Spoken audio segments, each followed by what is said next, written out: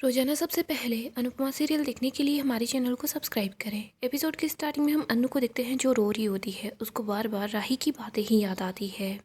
राही बोल रही थी, पहले तो आपके साथ वनराज अंकल थे, उसके बाद पोप्स थे, उसके बाद राघव, और अब ये दिग्विजय जी। मम्मी आप कहाँ जाकर रुकोगी? मुझे लगता है आपने पोप्स को इनसे रिप्लेस ही कर दिया है। अनु रोने लग जाती है। वो अनुज की फ़ोटो को अपने गले से लगा लेती है। वो काफ़ी ज़्यादा अपसेट होती है। अनु अनुज की फ़ोटो से बात करती है। उसको बोल रही होती है, आपने देखा ना आज कैसे सब लोगों ने मुझ पर इल्ज़ाम लगाए, लेकिन फिर भी मैं टूटी नहीं। आपकी अनु सबके सामने चट्टान बनकर खड़ी रही। आपकी अनु ने सब लोगों को मुंह तोड़ जवाब दिया, उन लोगों की बोलती ही बंद करवा दी। आपने सुना क्या? आपकी बेटी ने मुझे क्या क्या बोला? वो मुझे ऐसा कैसे बोल सकती है? वो मेरे बारे में इतनी घटिया सोच कैसे रख सकती है? मैंने उसको थप्पड़ मारा, लेकिन मैं उसको सॉरी नहीं बोलूँगी। वो उसी के लायक थी। कितनी बार उसने मुझे क्या क्या बोला है, लेकिन मैं हर बार चुप रही। पिछली बार जब वो यहाँ आई थी तो फिर तोड़फोड़ कर गई थी, मैं कुछ नहीं बोली। लेकिन आज तो उसने सारी की सारी हदें ही पार कर दी। उसने आपके लिए मेरे प्यार पर शक किया। वो होती कौन है? उसने मेरे बारे में ऐसा बोल कैसे दिया? कपाड़िया जी, मैंने यह हक किसी को नहीं दिया है। बच्चों को क्या लगता है कि माँ है तो माँ को कुछ भी बोल दो। मैं अकेली हूँ ना, आप मेरे साथ नहीं हो, इसी वजह से वो मुझे ऐसा बोलते हैं। कपाड़िया जी, आप यहाँ पर आ जाइए, पूरी दुनिया के सामने मेरा हाथ पकड़कर खड़े हो जाइए। उनको बोलिए कि मेरी अनु ऐसी नहीं है, वरना मैं सोचूंगी कि आप मुझसे प्यार नहीं करते। आ जाइए कपाड़िया जी, वरना मैं सच में यही मान लूँगी कि आप मुझसे प्यार नहीं करते। तभी अचानक से बिजली कड़कने लग जाती, अंधेरा सा हो जाता है।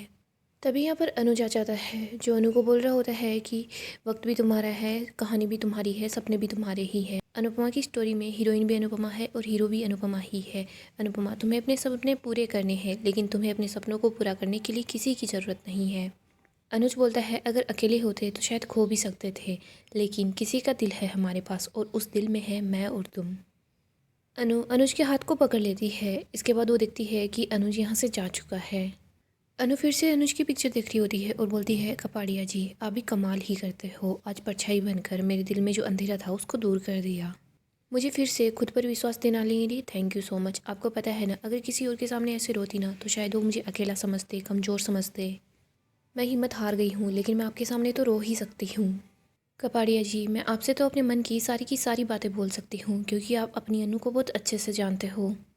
पलकें भले ही भीगी हुई हो, लेकिन मेरी जो हिम्मत है वो कभी नहीं भीगती। और हाँ कपाड़िया जी, मैं वहाँ पर जो भी वादे करके आई हूँ उनको मैं पूरा करूँगी।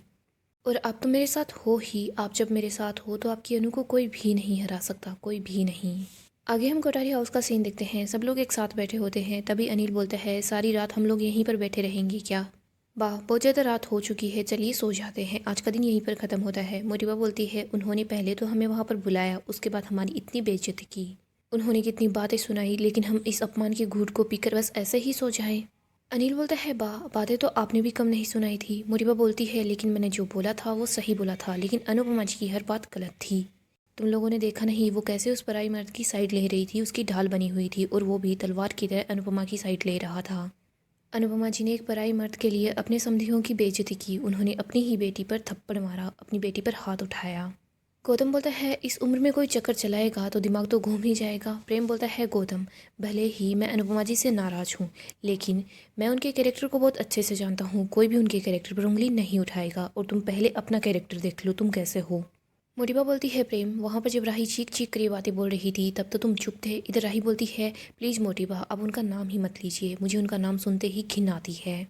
ख्याति बोलती है, राही तुम ये मत भूलो कि वो तुम्हारी माँ है। मोटिबा बोलती है, हाँ वो राही की माँ है, तो राही जो चाहे उनको बोल सकती है। लेकिन ख्याति तुम क्यों वकील बनी हुई हो, या फिर तुम भी अनुपमा जी के दिखाए हुए रास्ते पर ही चलना चाहती हो? ख्याति बोलती है, वाह पराग जी लंदन में अकेले रहते हैं, लेकिन फिर भी आप उनको यही बोलती हो कि बेटा कॉलेज के जो फ्रेंड्स हैं उनसे मिलो जुलो। और वो श्रुति जी, वो अनुज के साथ यूएस में रहती थी बिना किसी रिश्ते के, आप उनको घर ले आई। वाह, इन सब लोगों की दोस्ती तो आपको नहीं खटकती, लेकिन आपके जो सारे के सारे ताने होते हैं, शक होते हैं, वो मुझ पर और अनुपमा बहन पर ही क्यों आते हैं? ख्याति राही को समझाती है कि देखा तुमने, बातें बनाने के लिए बातें होना ज़रूरी नहीं होता। तुमने अभी तो अपना मेंटल पीस खोया है, कहीं ऐसा ना हो अपनी माँ को खो दो। ख्याति वहाँ से जाने लगती है। तभी सामने श्रुति आ जाती है। आगे हम अनु और बाकी लोगों को देखते हैं। दिग्विजय बोलता है, मुझे लगता है। अनु बोलती है, आपको ऐसा लगता है कि आपको यहाँ से चले जाना चाहिए? दिग्विजय बोलता है, हाँ। अनु बोलती है, सर आपके यहाँ जाने के बाद भी बातें कम नहीं होंगी, लोग फिर भी ताने सुनाएंगे, उनकी बातें बनाना बंद नहीं होगा। लोग मुझे ये बोलेंगे कि आपके और मेरे मन में खोट था, इसीलिए तो मैंने आपको यहाँ से भेज दिया।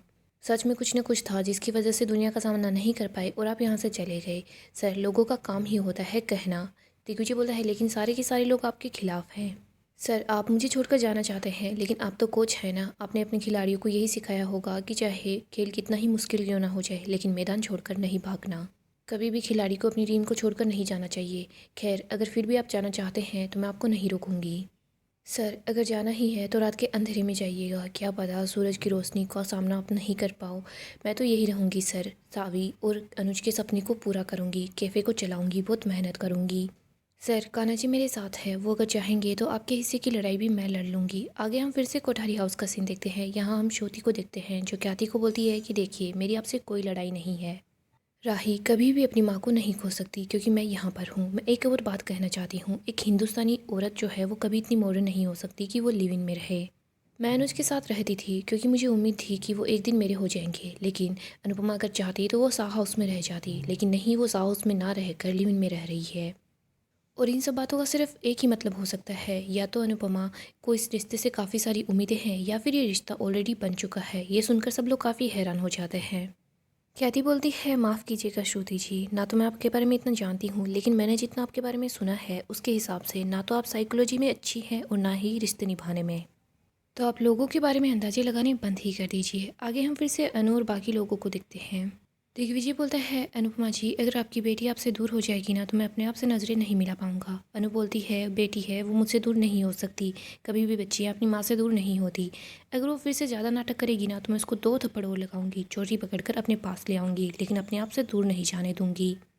चाहे उसको कोई कितना ही भड़काए, चाहे उसकी कोई नई माँ बनकर ही क्यों ना आ जाए, लेकिन लौटकर वो मेरे पास ही आएगी। कोई बटुआ थोड़ी ना है जो कोई भी उठा कर ले जाएगा या फिर अपने साथ रख लेगा। वो मेरी बेटी है। अनु बोलती है, मैं अपनी बेटी को बहुत अच्छे से जानती हूँ। एक दिन वो मेरे पास आएगी, कान पकड़ कर बोलेगी, सॉरी मम्मी, मुझे माफ़ कर दो। उसके बाद वो मुझे ज़ोर से गले लगा लेगी। ये दिन देखने के लिए आप यहाँ पर होंगे या नहीं होंगे, इसका जवाब मैं आपसे अभी नहीं मांगूंगी। अनु बोलती है, सर, सुबह मैं कैफ़े में जाऊँगी, आपका वहाँ होना या ना होना वही आपका जवाब होगा। और सर, अगर आप यहाँ से जाएंगे तो अपनी मर्ज़ी से जाएंगे, और यहाँ रुकेंगे तो अपनी मर्ज़ी से रुकेंगे। मैंने तो इस रास्ते को चुना है, इस रास्ते ने मुझे नहीं चुना है, तो मैं तो इसी रास्ते पर चलूँगी, गिर कर चाहे फिर वापस उठना पड़े, लेकिन मैं इसी रास्ते पर चलूँगी। सर, अगर किसी को मेरे साथ चलना है तो चले, मेरे पीछे चलना है तो चले, लेकिन मैं इस रास्ते से नहीं भटकने वाली, मैं रुकूंगी नहीं। मैं अब किसी की नहीं सुनूंगी, मैं बस आगे बढ़ूंगी। आगे हम बापूजी को देखते हैं जो घर की सफाई कर रहे होते हैं। अंश, ईशानी, माही, किंजल ये रोक रहे होते हैं बापूजी को, बट बापूजी बोलते हैं, मुझे मत रोको। इस घर के लोगों के दिमाग में इतना कचरा भरा हुआ है, मैं उसको तो साफ़ नहीं कर सकता, लेकिन कम से कम घर को तो साफ़ कर ही सकता हूँ। किंजल बोलती है, यहाँ पर तो बापूजी नहीं मान रहे, उधर बाप पानी तक नहीं पी रही। बापूजी बोलते हैं, एक काम करो, नींबू सोडा पिला दो, क्योंकि सूखे गले से तो वो अनुपमा को गाली नहीं दे पाएगी, वो उसको बुरा भला नहीं बोल पाएगी। जिसे देखो मेरी बेटी को बस गलत ही समझता है, लेकिन वो सबके लिए अच्छा करती रहती है। तभी यहाँ पर पाकी आती है और बोलती है, बापूजी किसके लिए अच्छा किया है हमें भी बताइए। इधर तोशु बोलता है, उन्होंने तो हमेशा हमें धूल ही चटाई है। तभी बाबूजी को गुस्सा आता है, बापूजी झाड़ू उन दोनों की तरफ फेंकते हैं। बाबूजी बोलते हैं, धूल का स्वाद आया ना, लेकिन अगर तुम लोगों ने मुंह खोला ना तो मुझसे बुरा कोई नहीं होगा। पाकी बोलती है, तोशु भाई ने क्या ही गलत बोला है। इधर ईशू बोलती है, मम्मी आपके साथ जो कुछ हो रहा है ना वो सिर्फ आपके कर्मा की वजह से हो रहा है। ईशू और पाकी लड़ने लग जाती है। इधर किंजल इन दोनों को शांत कराती है। बापूजी बोलते हैं, कब से हमारे घर में बस लड़ाई झगड़ा ही तो चल रहा है। बापूजी वहाँ से जाने लगते हैं, तभी सामने बा होती है। तभी यहाँ पर बा बोलती है कि मेरा जन्मदिन ख़त्म होने में 5 मिनट बचे हैं, आप मुझे बताइए क्या तोहफा देंगे। बापूजी बोलते हैं, लीला बोल तुझे क्या चाहिए। बा बोलती है, आप अभी के अभी उस दिग्विजय के पास चाहिए, उसको बोलिए वो जहाँ से आया है वहीं वापस चला जाए, और अपनी लाडली को भी बोल देना कि कुछ दिनों के लिए हमसे दूर रहे।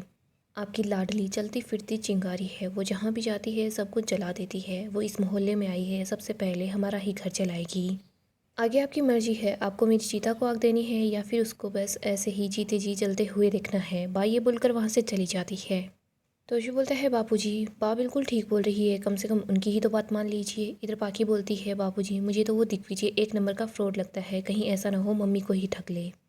ईशू बोलती है, मम्मी उनका नाम दिग्विजय जी है, दिवाकर नहीं है जो किसी को भी ठग लेगा। इधर पाकी बोलती है कि ईशू तू चुप हो जा, तू ज़्यादा ही बोलने लग गई है। पाकी गुस्सा करी होती है। इधर अंश बोलता है कि हुई आप तो उनको जानती ही नहीं है, वो बहुत अच्छे इंसान है, उन्होंने अपनी लाइफ में बहुत ज़्यादा सफ़र किया है, वो अपने आसपास के लोगों को खुश देखना चाहते हैं। फुई आप समझ क्यों नहीं रही। पाकी बोलती है कि अंश तू तो रहने ही दे, तू ये बातें मत बोल। उस उम्र का कोई भी आदमी आकर तुझसे बात करता है तो तुझे अच्छा ही लगता है। पहले वो पराग कोठारी, उसने तुझे इस्तेमाल किया और फिर फेंक दिया, और अब ये दिग्विजय। किंजल बोलती है, अगर गौतम और मोटिबा बात को इतना नहीं बढ़ाते, इतना कुछ नहीं बोलते तो बात आगे बढ़ती ही नहीं। माही बोलती है, उन लोगों का काम ही यही है। गौतम का तो काम यही है कि वो सबको एक दूसरे से लड़ाता है और सबको कंट्रोल करना चाहता है। इधर तोशी बोलता है कि गौतम के बारे में तू ऐसा मत बोल, और ये मत भूल तो उसकी बीवी है। तोशी बोलता है, तो इस घर में थोड़े से दिन के लिए आई थी, लेकिन इतने दिन हो गए हैं, यहाँ से जाने का नाम ही नहीं ले रही। इधर किंजल बोलती है, माही का जब तक दिल करेगा तब तक ये यहाँ पर रहेगी। तभी तोशी बोलता है, आधी की आधी प्रॉब्लम तो ये माही ही है। इधर अंश बोलता है, सारी की सारी प्रॉब्लम वो गौतम है, जब देखो कुछ न कुछ करता ही रहता है। सब लोग एक दूसरे से झगड़ने लग जाते हैं। इधर बापूजी खिड़की के पास आते हैं, वो कैफे को देखते हैं। बापूजी बोलते हैं, अनु बेटा, तेरे इस सपने को किसी की नज़र ना लगे। बाबूजी बोलते हैं, अनु बेटा, तुझे रुकना बिल्कुल भी नहीं है, डटे रहना है, मेरा आशीर्वाद हमेशा तेरे साथ है। भगवान जी, मेरी बेटी अपनी बेटी राही से बहुत ज़्यादा प्यार करती है, प्लीज़ उन दोनों के बीच की दूरियों को कम कर दीजिए। आगे हम अनु को देखते हैं, जिसको राही की बातें याद आती है। राही बोल रही थी कि आपने सब लोगों के लिए कुछ न कुछ किया है, आप तो जयू की भी माँ बनी फिर रही हैं, लेकिन कभी मेरी माँ नहीं बन पाई। यहीं पर दूसरी तरफ हम राही को देखते हैं। राही को भी याद आता है कैसे अनु ने उसको थप्पड़ मारा था और बोल रही थी कि बुरी बेटी तू है, मैं बुरी माँ नहीं हूँ, तो अपनी माँ के बारे में इतनी घटिया सोच रखती है। इधर अनु दुखी होती है, दूसरी तरफ राही दुखी होती है। यहाँ पर हम देखते हैं दिग्विजय आता है अनु के पास। दूसरी तरफ हम प्रेम को देखते हैं, वो राही के पास आता है, उसको बोलता है, राही बार बार उन्हीं बातों को मत सोचो। राही बोलती है, दुनिया अपनों के लिए लड़ती है, लेकिन मम्मी अपनों से लड़ती है, वो भी दुनिया के लिए लड़ती है। राही बोलती है, उन्होंने कभी मुझे अपना माना ही नहीं, वो पहले बचपन में परी के लिए मुझे छोड़कर चली गई, उसके बाद उनके लिए परी की जान मेरी जान से ज़्यादा कीमती हो गई। और यूएस में भी यही हुआ था, उन्होंने पहले परी की जान बचाई। जिंदगी ने हर बार उनको दो राहें पर रखकर खड़ा किया है, और उन्होंने वही रास्ता चूज किया है जो मुझसे उनको दूर ले जाता है। और आज भी सालों बाद उन्होंने वही किया है, वो मुझसे दूर हो गई है, उन्होंने वही रास्ता चुना है। उनको क्या करना था, वो उनको बस सॉरी ही तो बोलना था। वो बोल देती कि बेटा सॉरी, मैं सिर्फ तेरा साथ दूंगी, अगर तुझे कैफ़े से प्रॉब्लम है तो ठीक है, मैं कैफ़े नहीं खोलूँगी। लेकिन नहीं, वो दूसरों के लिए अपनी बेटी से लड़ गई। हमेशा उन्होंने दूसरों के लिए किया है, उनको अपनी बेटी प्यारी नहीं थी, ना तो कल थी ना आज है। मैं चाहे कुछ भी कर लूँ, लेकिन कभी भी मैं उनकी नंबर 1 प्रायोरिटी नहीं बन सकती। आगे हम दिग्विजय और अनु को देखते हैं। दिग्विजय बोलता है, आपने अपनी बेटी को उसके पति और उसके ससुराल वालों के सामने थप्पड़ मारा, दिल आपका बहुत ज़्यादा दुख रहा होगा। अनु बोलती है, जैसी बेटी वैसी माँ। हम दोनों ही गुस्से की वजह से आपे से बाहर हो गई थी, और आपने नहीं सुना क्या वो क्या कुछ बोल रही थी मेरे बारे में। कोई अपनी माँ को ऐसी बातें बोलता है क्या, और वो भी सबके सामने। अगर अकेले में बात होती तो अलग बात थी। उस दिन कैफ़े में आई, वहाँ पर तोड़ फोड़ करके चली गई, लेकिन मैंने उसको कुछ भी नहीं बोला। मुझे पता है जब उसको गुस्सा आता है ना, तो उसे समझ नहीं आता वो क्या कर रही है। लेकिन सर, सबके सामने वो मेरे बारे में कितनी बुरी बातें बोल रही थी। वो मुझे माँ नहीं मानती तो कोई बात नहीं, लेकिन ऐसे सोच लेती कि एक औरत दूसरी औरत पर ऐसे सबके सामने कैसे कीचड़ उछाल सकती है।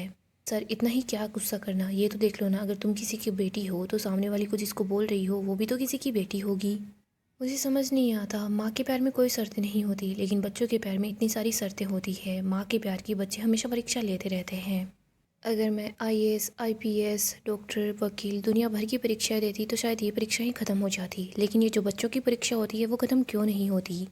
बच्चे बस जीवन भर परीक्षा लेते रहते हैं। मुझे आज भी याद है, मैं पहली बार छोटी सी मिली थी, मैंने उसको जन्म नहीं दिया है, लेकिन उसके लिए अपनी जान दे सकती हूँ।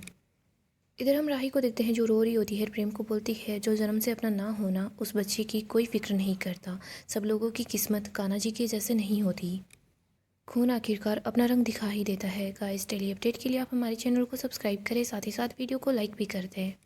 गाइस, अपकमिंग एपिसोड काफ़ी ही ज़्यादा इंटरेस्टिंग होने वाला है। अपकमिंग एपिसोड में हम देखेंगे माही गौतम को डाइवोर्स नोटिस भेज देती है। यहाँ पर हम देखते हैं मोटिबा को जैसे ही वो नोटिस मिलता है तो मोटिबा बहुत ज़्यादा गुस्सा करती है। गौतम मोटिबा को बोलता है कि ये सब कुछ अनुपमा जी ही करवा रही होगी। इधर मोटिबा भी बहुत गुस्सा करती है। वो बोलती है कि अनुपमा जी ने कल का बदला लेने के लिए हमारे यहाँ पर डाइवोर्स के लिए लीगल नोटिस भेजा है। यहाँ पर हम देखते हैं राही सोच रही होती है, मम्मी तो माही की मदद भी कर रही है, लेकिन मम्मी ने कभी मेरी भी मदद नहीं की, मम्मी ने कभी मेरे बारे में कुछ सोचा ही नहीं है। दूसरी तरफ हम अनु को देखते हैं। वो सोच रही होती है कि आज मैं फिर से कैफ़े में जा रही हूँ, लेकिन मैं किसी की बात से नहीं रुकने वाली हूँ। इधर हम देखते हैं बंकू होता है। अनु बंकू के पास आती है, उसको बोलती है, चल जल्दी कर, हमें कैफ़े चलना है, क्योंकि हमें बहुत सारा काम भी तो करना है। यहीं पर हम देखते हैं अनु, बंकू, जयू ये लोग जा रहे होते हैं। तभी सुबह सुबह माही और किंजल यहाँ पर आती है। अनु बोलती है कि तुम लोग सुबह सुबह यहाँ पर आ गए, क्या हो गया, कोई प्रॉब्लम है क्या। किंजल और माही दोनों ही काफ़ी ज़्यादा अपसेट सी होती है। अनु बोलती है हुआ क्या है ये तो बता दो। यहाँ पर किंजल बता देती है कि माही ने गौतम से डाइवोर्स लेने के लिए लीगल नोटिस भेजा है। अनु बोलती है तुमने सही फैसला किया है। माही बोलती है बट अनुमा वो लोग ये सोचेंगे कि आप मुझसे ये सब कुछ करवा रही हो। अनु बोलती है कोई बात नहीं है बेटा, उनको जो सोचना है सोचने दो, और वैसे भी मुझे उन लोगों से फ़र्क नहीं पड़ता, लेकिन तुझे उस आदमी से छुटकारा पाना ही होगा, वो बहुत बुरा इंसान है। माही बोलती है अनुमा उससे तो मैं छुटकारा पाकर ही रहूँगी। तो उसी तरफ हम मोटिबा और गौतम को देखते हैं। मोटिबा बोलती है गौतम जी आपको कुछ ऐसा करना होगा कि अनुपमा जी अपना कैफ़े खोल ही ना पाए। प्लीज़ कुछ ऐसा कीजिए कि वो यहाँ से हमेशा के लिए चली जाए। गौतम बोलता है मोटिबा आप फिक्र मत कीजिए, हम अनुपमा जी का कैफ़े ओपन नहीं होने देंगे चाहे कुछ भी हो जाए। सो दोस्तों नेक्स्ट एपिसोड काफ़ी इंटरेस्टिंग होगा। अपडेट के लिए आप हमारे चैनल को सब्सक्राइब करें, साथ ही साथ वीडियो को लाइक